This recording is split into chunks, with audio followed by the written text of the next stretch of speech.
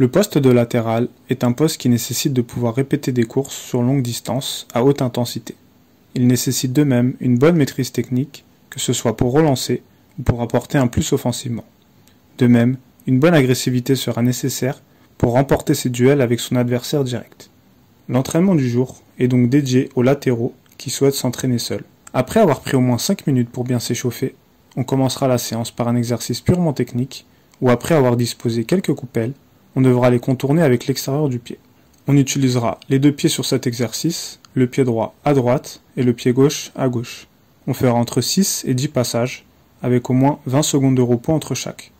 L'exercice permettra donc de se mettre en route techniquement et de perfectionner sa conduite de balle des deux pieds. On passera ensuite au second exercice qui va concerner la motricité. On travaillera sur plusieurs variantes à l'échelle. Il sera possible de réaliser les mouvements avec une ligne de touche dans le cas où on manque de matériel. Le but de cet exercice sera de répéter ces gammes motrices qui ne sont pas naturelles et qui ont besoin d'être travaillées. Elles nous permettront de gagner en vitesse, que ce soit avec ou sans le ballon. Elles nous permettront de même de mieux se déplacer et d'avoir de meilleurs réflexes.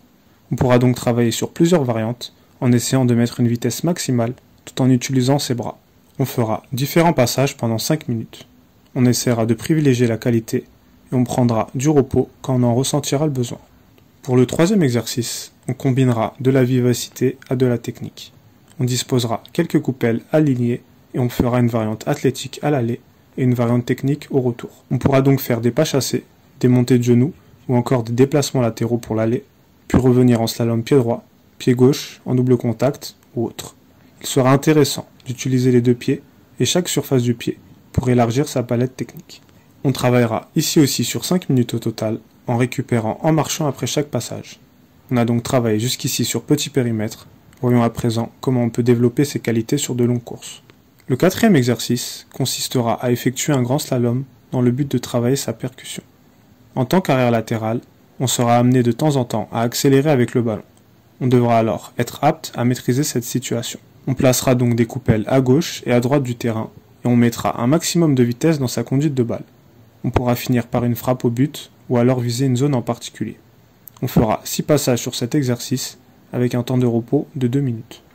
On passe ensuite au cinquième exercice qui sera plus spécifique au poste. On devra se placer sur son couloir et percuter, mais cette fois-ci avec moins de changements de direction. On pourra placer quelques portes pour entrer à l'intérieur. On pourra finir par un centre, cependant, si on est seul, ça sera compliqué de récupérer le ballon à chaque fois. On fera ici aussi 6 passages avec au moins 1 minute de repos entre chaque. Dans la continuité, on travaillera ici aussi sur du sprint avec ballon en ligne droite. On devra traverser la largeur de la surface le plus rapidement possible, soit environ 30 mètres. On prendra au moins 2 minutes 30 de repos du fait qu'on soit en fin de séance et qu'on souhaite travailler sur sa vitesse.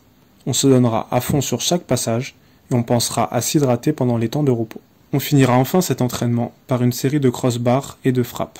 En effet, le latéral ambitieux doit impérativement savoir centrer.